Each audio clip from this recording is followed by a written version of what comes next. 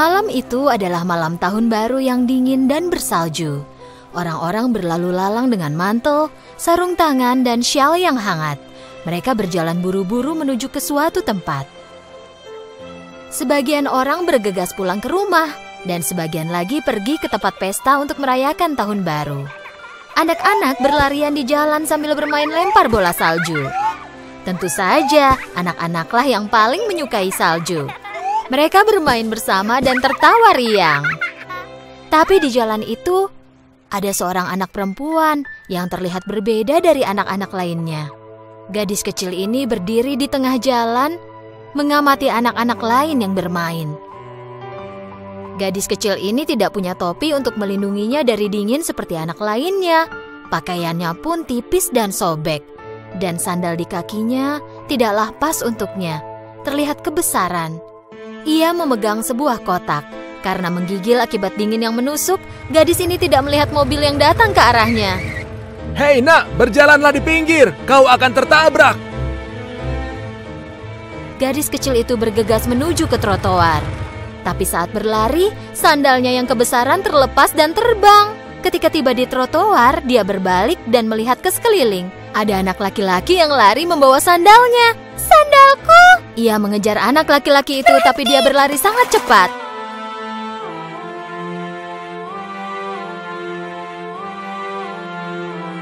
Dengan terpaksa, gadis itu berjalan tanpa alas kaki, mencari tempat berteduh di samping sebuah tembok.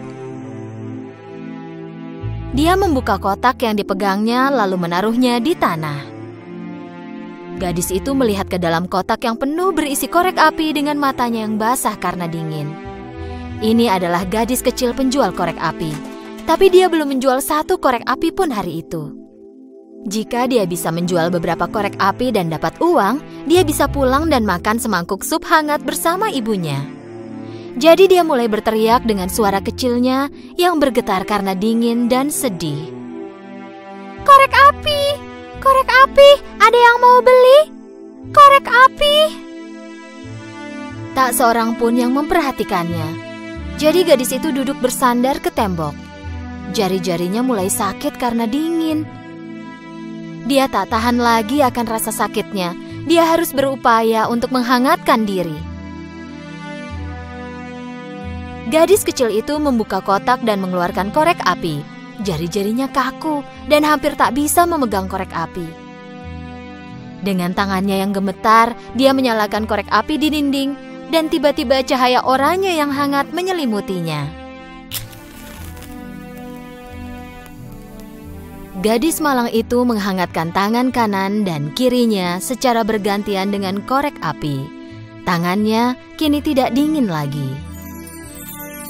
Dia mendapati dirinya ada di hadapan sebuah tungku yang menyala. Dia menatap api tungku dan mulai bermimpi. Dia sedang duduk di depan sebuah tungku besar di dalam ruangan yang indah. Dia mengenakan sweater wool, kakinya mengenakan sepatu boot berbulu, dan topi menutupi kepalanya. Rasanya cukup panas, dia pun mulai berkeringat. Tapi tiba-tiba batang korek apinya habis terbakar. Dengan padamnya korek api itu, mimpi indah itu pun hilang. Jari kecilnya mulai membeku dan terasa sakit lagi. Gadis kecil itu menyalakan korek api lainnya. Pada saat itu, angin dingin bertiup. Gadis kecil itu menghadap ke tembok agar korek apinya tidak padam, dan dia menutupi api dengan kedua tangannya. Ketika dia melihat api itu, tembok di depannya tiba-tiba menghilang dan terbuka. Di dalamnya ada sebuah ruangan besar. Di sana ada berbagai macam makanan di atas meja bertaplak putih, dan tempat lilin perak di atas meja itu menyinari seluruh ruangan seperti siang hari. Dia menatap meja dan melihat bahwa di tengahnya ada sepotong besar daging panggang yang terlihat lezat.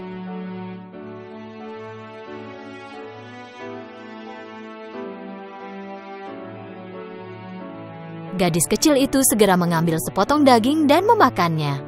Tiba-tiba dia tidak lapar lagi. Gadis kecil penjual korek api ini ingin mengambil sepotong daging lagi. Dia menjulurkan tangannya, tapi batang korek api di tangannya habis dengan begitu cepat. Tangan gadis malang itu terbakar dan dia melemparkan korek api itu. Au! Au! Setelah dia melempar korek api di tangannya, makanan di atas meja dan ruangan itu pun menghilang dan digantikan dengan tembok. Gadis kecil penjual korek api itu menyalakan korek api lainnya. Sekarang dia masuk ke mimpi yang lebih hebat lagi. Dia sedang duduk di bawah pohon di suatu malam musim panas, memandangi langit. Udara masih terasa hangat meskipun malam hari. Gadis kecil itu tak bisa berhenti memandangi bintang-bintang. Dia tak pernah melihat langit dan bintang begitu cerah dan bersinar seperti ini sebelumnya. Lalu tiba-tiba, dia melihat bintang jatuh. Pikirnya, itu ada satu orang lagi yang terbang menuju keabadian. Ini sebenarnya kata-kata neneknya. Kemudian, dia melihat neneknya muncul.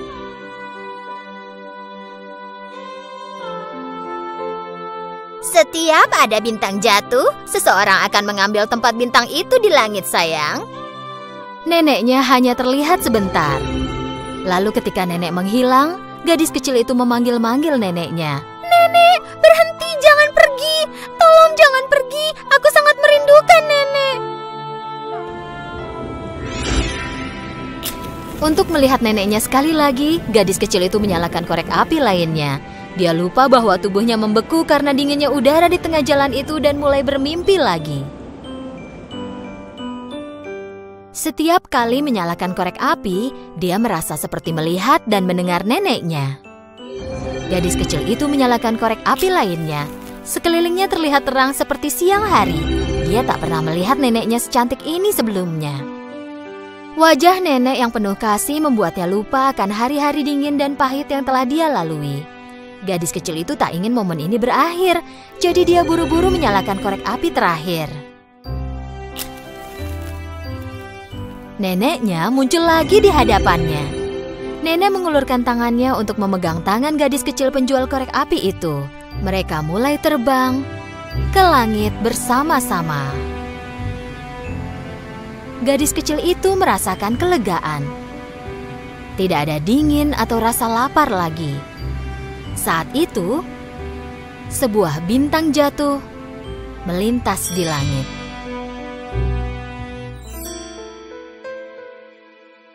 Keesokan paginya, orang-orang yang melintas di jalan itu melihat seorang gadis kecil penjual korek api terbaring di sisi tembok. Matanya tertutup tapi mulutnya tersenyum. Di sekelilingnya ada sisa korek api yang terbakar. Yang nyalanya telah mewujudkan mimpi gadis itu. Mimpi yang tak pernah diimpikan siapapun.